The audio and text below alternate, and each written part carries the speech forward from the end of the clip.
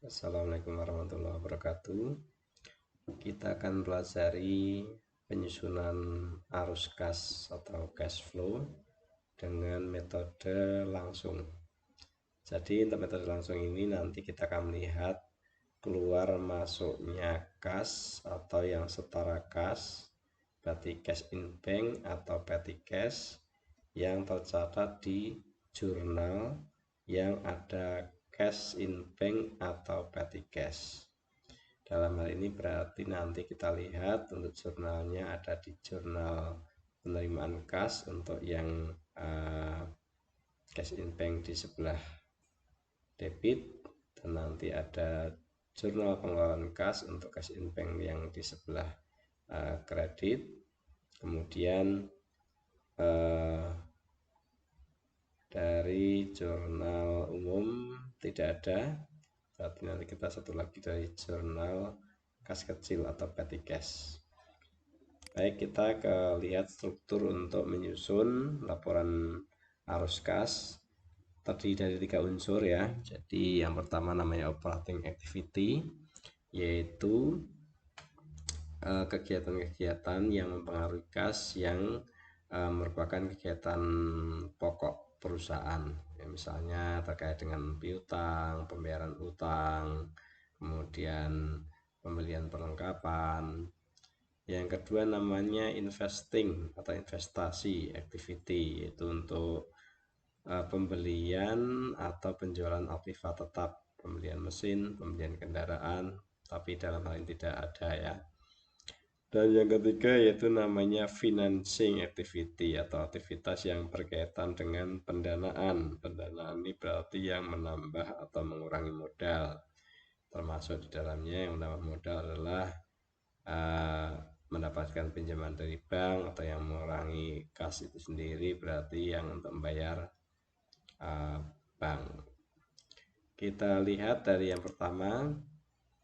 Yang pertama yaitu cash received from account receivable. Seperti ini kita mencatat penerimaan kas yang dari penerimaan piutang. Maka kita akan lihat dari jurnal penerimaan kas ya. Nah, ini penerimaan kas. Cash in bank itu semuanya berasal dari piutang, baik dari toko pojok, Seven, Raya maupun toko Elita yang jumlahnya 905.160. Maka kita catat di sini ya, yang penerimaan dari pelanggan atau dari piutang. Maka untuk cash in bank untuk penerimaan kas ini sudah selesai, tidak kita pergunakan lagi. Kemudian yang berikutnya yaitu cash used to, kas untuk membayar utang, to account payable. Berarti kita akan lihat dari pengeluaran kas. Untuk membayar utang di sini berarti utang dagang ya, berarti pada Gunung Kawi dan pada PT Bromo, yaitu yang Gunung Kawi 200 juta, yang ke PT Bromo 234 juta. Jadi kita tambahkan jumlahnya adalah 434 juta. Kemudian ini kita minus ya, kita kurangkan ya, karena ini pembayaran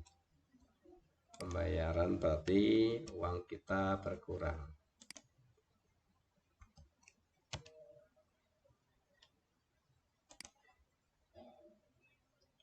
Oke, kemudian yang berikutnya adalah cash used to expend payable. Jadi pengeluaran kas untuk membayar utang dagang. Ini ada expend payable di 2.500.000 ditambah dengan 5.900.000, berarti jumlahnya adalah 8.400.000. Kita catat di sini. Kemudian cash used to interest expense, pengeluaran kas untuk membayar interest, bunga ya, beban bunga. Di sini kita ada 14 juta untuk pembayaran interest expense.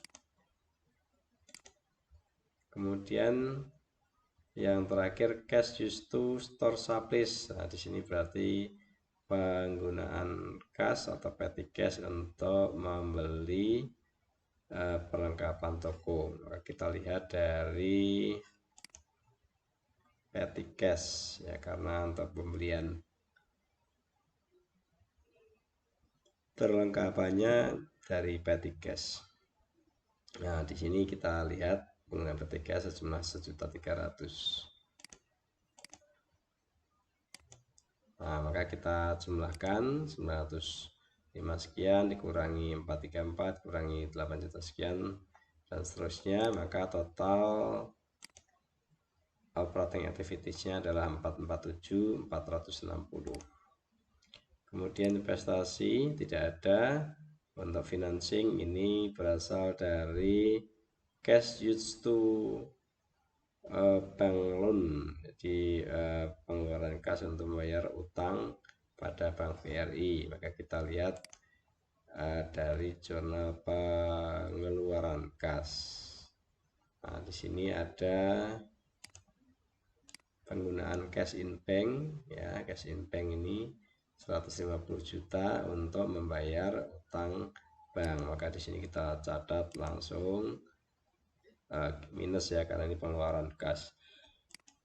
Nah, sehingga kita jumlahkan kenaikan kas, kenaikan atau penurunan ya, karena tergantung nanti hasilnya plus atau minus. Di sini tadi ada total operating activity-nya positif 447, kemudian dikurangi dengan financing activity-nya minus, berarti 447 kurangi 150 juta, maka ada kenaikan kas dan setara kas sebesar 297.460.000 rupiah.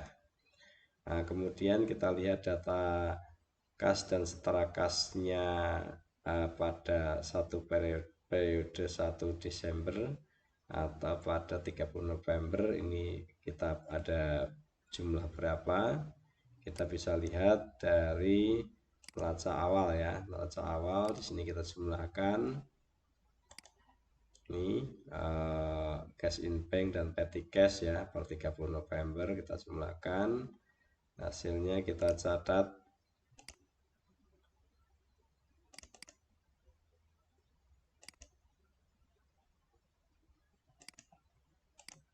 Kita catat di sini ya, yaitu kas setara kas periode awal itu 838.500.000 rupiah. Nah, ini kemudian untuk kas setara kas akhir berarti adalah awal ditambah dengan kenaikannya, berarti 297.460 tambah dengan 838.500.000. Maaf, sudah ngantuk. Nah, jadi jumlahnya adalah 1.135.000. Nah, jumlah ini harus sama dengan jumlah kas dan setara kas yang ada pada neraca ya, pada neraca. Kita lihat jumlahnya berapa. Berarti kas dan setara kas, kas berarti dan petty cash, maka jumlahnya adalah 1.135.960 rupiah. Sudah sama ya, berarti ini sudah sesuai. Demikian untuk pembahasan penyusunan laporan arus kas metode langsung. Assalamualaikum warahmatullahi wabarakatuh.